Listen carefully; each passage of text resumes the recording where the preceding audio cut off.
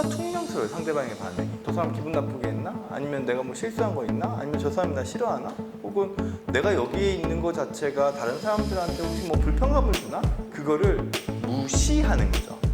근데 항상 저한테 그래요, 사람들이. 어떻게 무시해요? 무시가 안 돼요. 두 번째는 타인을 의식하는 것에서 벗어나는 법. 타인을 의식하는 것에서 벗어나는 법. 혹시 이거 적어주신 분 있나요? 제가 볼 때는 눈치를 많이 안 보시니까 이렇게 손 드시.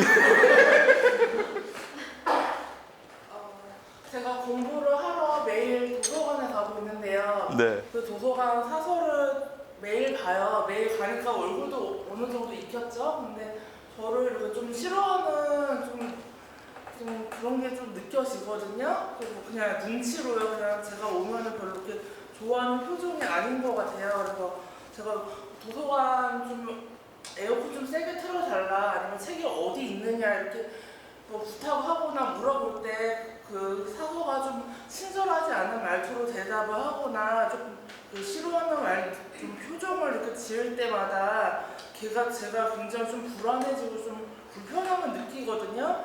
제가 그럼 다른 도서관을 이용을 하는 게 맞는 건지, 아니면은 그냥 거절 대답을 받고서도 그냥 네 알겠습니다 그냥 이렇게 받아들이는 게 맞는 건지요.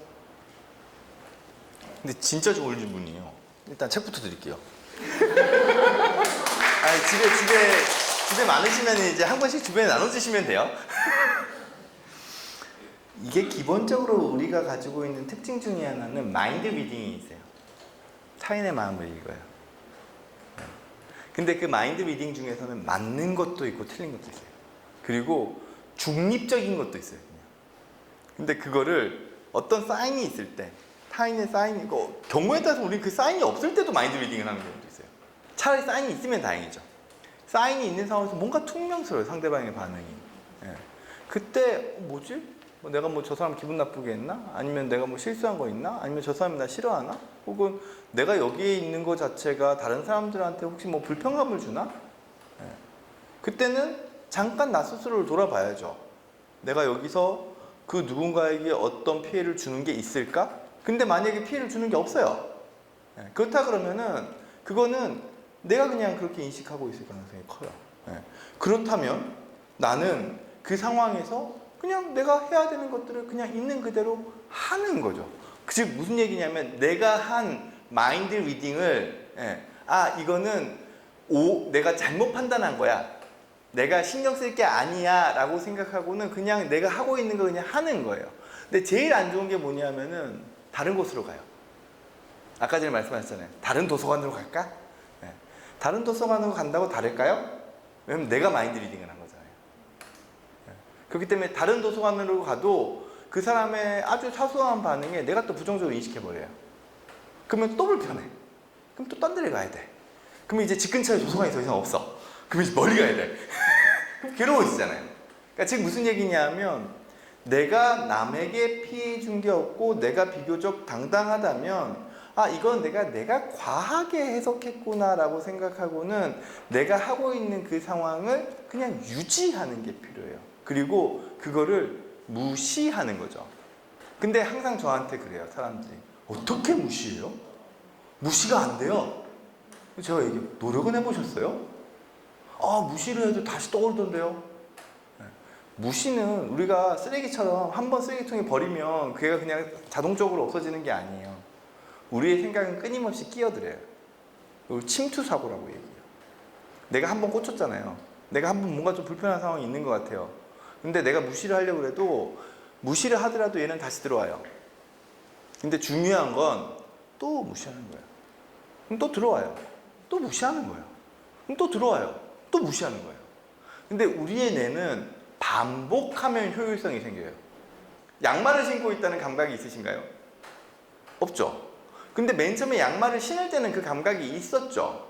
근데 그 감각이, 그 감촉이 우리 뇌에 계속 전달되다 보면 우리 뇌에서는 반복적인 신호를 무시하게 돼 있어요. 즉 우리가 끊임없이 무시하다 보면 어느 순간에는 자동적으로 우리 뇌에서 무시가 돼요. 근데 그거는 우리가 끊임없이 무시하려고 하는 노력을 한 다음이에요. 당연히 다시 끼어들어요. 대부분 어디서 포기하시냐면 나 무시했는데 또 떠오르던데요? 그거 해봤자 의미 없는 거 아니에요? 아니에요. 계속 무시하셔야 돼요. 그리고 그 무시를 하기 위해서는 우리가 부딪혀야 돼요. 아까 얘기했잖아요. 부딪히고 난 다음에 이거는 뭐 내가 잘못한 거 아닌 것 같은데? 내가 예민하게 반응했나 보다. 가져가는 거죠. 그 무시한다는 게 뭐랑 유사하냐면은 명상이랑 유사해요.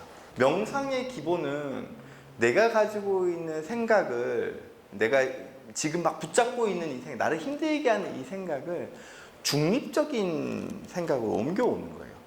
혹은 여기서 한 단계 더 나아가시는 분들은 뭐 자비라든지 존중이라든지 좀 더 긍정적인 개념으로 나의 생각을 집중시키는 거거든요. 근데 이건 좀 더 어려운 단계이기 때문에 가장 쉬운 건 그냥 중립적인 영역에 나의 생각을 끌고 오는 거예요. 가장 쉬운 게 뭐냐면 호흡이에요. 그래서 명상의 기본은 호흡 명상이라고 얘기하는 게 이 호흡이 가장 중립적이어서 그래요. 그리고 우리가 유일하게 그 자율신경계 중에서 우리가 조절할 수 있는 능력이 호흡밖에 없어요. 심장은 우리가 마음 먹을 때 빨리 못 뛰잖아요. 식은땀을 내가 나게 할 수 있어요? 안 되잖아요. 근데 유일하게 호흡만 우리가 이 속도를 조절할 수 있어요. 그러니까 이 중립적인 호흡에 대한 개념으로 3, 4초간 내쉬고 3, 4초간 들이쉬고 3, 4초간 들이쉬고 여기에도 내 생각을 집중시키는 거예요. 아까 전에 무시하는 거랑 비슷한 거죠. 그러면은 아까 그 무시랑 똑같이 어떻게 된다고요? 생각은 끼어들어요. 내가 쓸데없는 생각을 또 하고 있네? 내가 아까 전에 했던 그 걱정을 또 붙잡고 있네? 다시 호흡으로 가져가자. 그러다 보면 또 튀어요. 근데 내가 또 튀었네? 다시 가져오는 거예요. 이걸 끊임없이 반복하는 거예요. 마치 무시하듯이. 이 호흡이 불편하신 분들 있어요. 예를 들어서 자 중립적이어야 된다 그랬잖아요. 내가 천식이 있어요. 그럴 때는 중립적인 게 또 뭐가 있냐면 걷기 명상이에요. 이럴 때는 내 발바닥이 땅에 닿는 그 감촉에만 집중하는 거예요. 돌아다니면서. 가급적이면 그냥 뺑글뺑글 도는 게 좀 편하더라고요. 왜냐면 길 찾기를 안 해도 되니까. 발바닥에만 집중하는 거예요. 그러다 보면 생각이 또 딴 데로 튀어요. 근데 튀면은 다시 발바닥에 있는 감촉으로 다시 가져오는 거죠. 근데 내가 관절염이 있어요. 걸을 때마다 불편해. 그럼 이 중립적인 게 아니죠. 그러면 그때 나오는 게 건포도 명상이라는 것도 있어요. 건포도를 입안에 넣고 입안에서 그 건포도의 감촉과 맛에만 나의 신경을 집중시키는 거예요. 중립적인 거죠. 근데 내가 당뇨가 있어. 건포도를 먹으려니까 불안해. 그래서 우리 할아버지들이 옛날에 호두 있죠. 호두 2개를 만지작 걸고 있었잖아요. 그게 여기에 이 감촉에 내 생각을 집중시키는 거예요.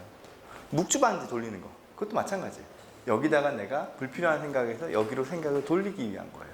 그게 중립적인 생각으로 가져가면서 우리가 불안을 일정 부분 관리할 수 있는 나만의 훈련법 같은 거죠. 근데 이건 꾸준히 하다 보면 좀 더 요령도 생겨요.